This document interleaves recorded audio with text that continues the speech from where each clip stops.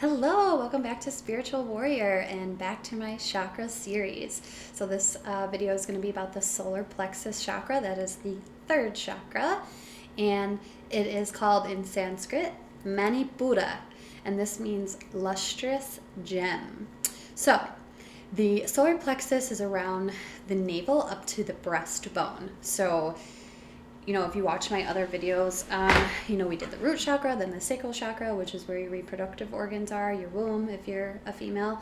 And then the third one is the next one up. So right underneath, basically like right below where your ribs start. And this is the chakra of personal power and self-esteem. It's warrior energy. It's, power of transformation. It controls metabolism and digestion. And so if this is a well-balanced chakra, you will feel self-confident, a strong sense of purpose, and you'll be self-motivated. This is the element is fire. So if it's out of balance, you're going to kind of feel like low self-esteem, difficulty making decisions and trusting yourself, and anger or control issues. And as you see, I am wearing my beautiful handmade crown, and it has citrine, which I will talk about. That's one of the main solar plexus chakra crystals, but I also have some other things in here as well. So like I said, the element is fire, and it's meant to ignite your inner fire in, basically strengthen your digestive fire, also like on a physical level for your physical body. This area is about taking action, or I should say this area of your body will help you to take action. So if this is a weak area, you'll be, like I said, you'll have difficulty making decisions and like acting on things. And if you're somebody who has anger and control issues, you should probably look into balancing your sacral chakra. The color is bright yellow like the sun. I'm wearing my yellow dress. I don't really have a lot of yellow in my wardrobe, like orange either. I do have a t-shirt for in the summer and another little dress. So like I said, the location is upper abdomen up to the breastbone, and it's connected to the digestive system. Connected to the organs that it's connected to are the spleen, the liver, the pancreas, and the stomach.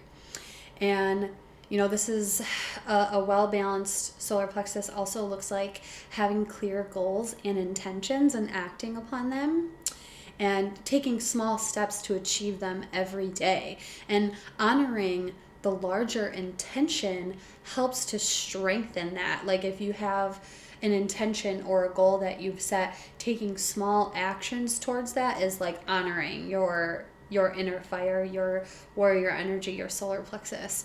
And if you come to a point when you're facing really tough decisions, take deep breaths, place a hand upon your gut above your belly button, which is where your solar plexus chakra lies, and think about the problem or the decision that you have to make. And pay attention to how you feel once you kind of go within and ask yourself this question. If you have like a nauseating, upset stomach kind of feeling, or like a nervous, anxious energy, the answer is probably no. But if you have like a light feeling of like joy and passion, and you breathe easier, then it's a yes. This is also related to your Agni, which is your digestive fire, and I would strongly suggest for those of you watching this to check your dosha to find out what your dosha is. There's 3 different types. I'm Vata, I believe, and there's Kapha, Pitta, and Vata, and this will kind of show you, it relates to your body type and helps you to figure out things that will help your Agni, your digestive fire. Like for me, I'm just to give you an example, on Vata, which is a lot of air, so I'm lacking in my fire energy a lot of the time. So it's encouraged for people like me to eat spicier, hotter foods and kind of maybe shy away from raw foods all the time and go towards like cooked foods. I mean, whole raw foods are good, but in terms of igniting that fire and digestion, and I will have to say personally that since I did start doing that, basically I can tell the difference in how my digestive area feels when I eat those types of foods as opposed to like raw foods, even though they're still good. Foods will affect the openness of your third chakra, and it's good to pay attention. Like, what are you feeding yourself? Our body is like, if you think about it as like a car or a vehicle, you put gas in your vehicle to go. Our gas is our food. So what are you feeding yourself? Are you eating lots of fast food or lots of processed foods and like oily foods and stuff? What might work well for you might not work well for another person. So it's not one size fits all. But I think we can all agree that fast foods and processed foods aren't really good for anybody. So if you're having digestive problems or just problems in making decisions and taking action towards like your goals and stuff, I would definitely look up your dosha and figure out what it is, and maybe start paying attention to the foods that you're putting into your system, and it'll probably help you. I mean, obviously, because I think we all know that processed foods and heavy fast foods, tend to slow us down, and we tend to overeat. And a lot of us, myself included, used to turn to overeating as like a comfort, but it's like when you feel, and if you're overeating, if you like feel it like right up in here, and you're just also like, I used to get a lot of heartburn too. So pay attention to what you're feeding to your body. Breath work also gets this chakra like really on fire, really going, and it's I want to say that they call it fire breath, but I'm not completely sure if that's exactly what it is. But it's a forceful inhale and exhale like that over and over again. And I would suggest doing that for a few minutes at least, because that gets the Agni, your digestive fire, like really going for you. And it'll help if you have problems in this area.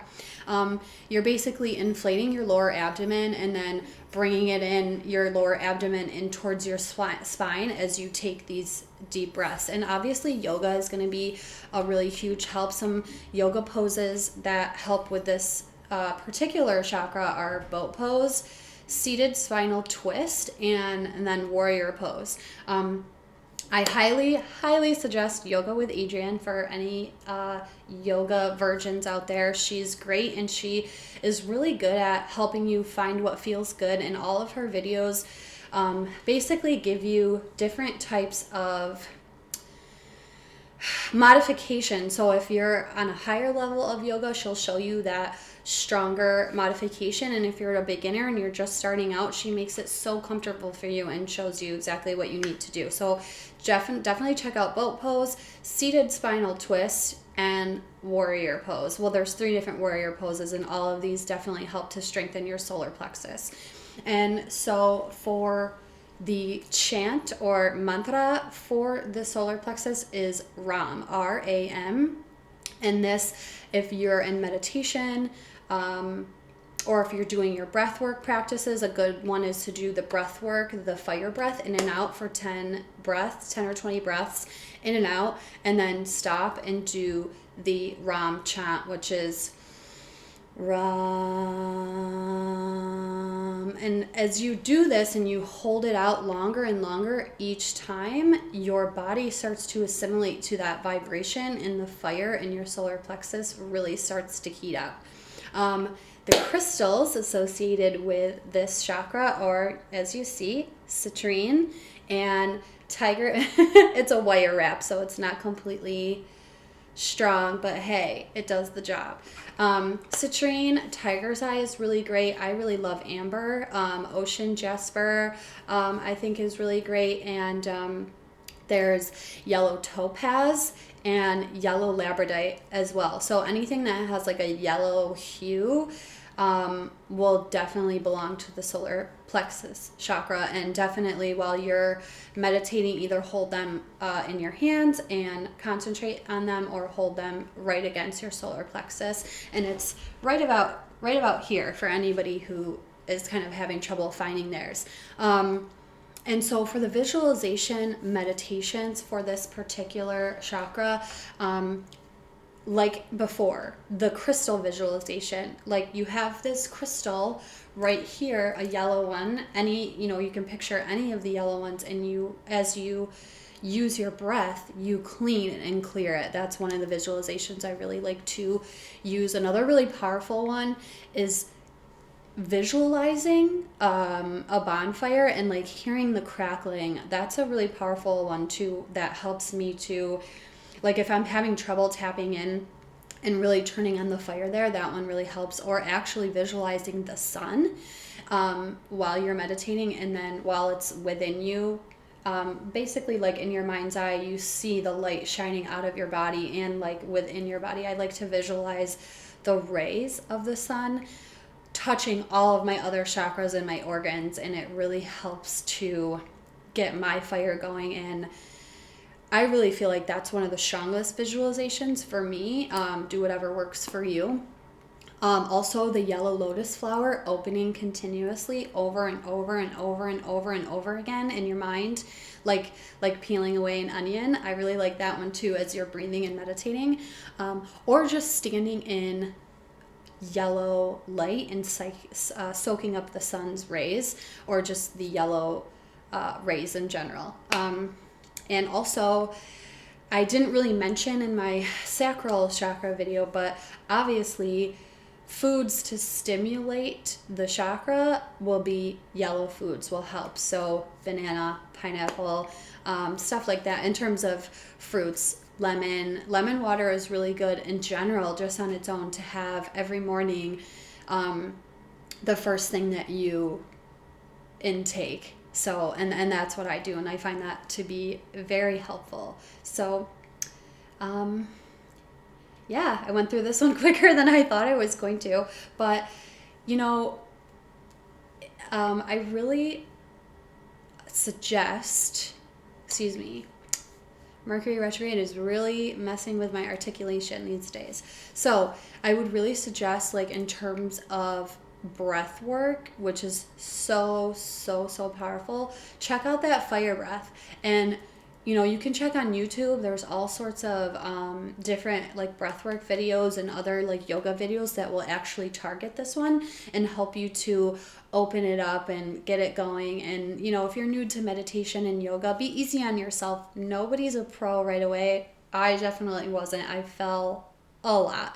So don't be hard on yourself. And if you're not really into the visualizations, try something else. Try the breath work, and vice versa. If the breath work isn't really for you as you're starting out, maybe just try the visualizations, and I think that would really help. So I hope this was helpful for all of you out there who have been wondering about chakras, and good luck on your journey on opening and stimulating, healing, and balancing your chakras.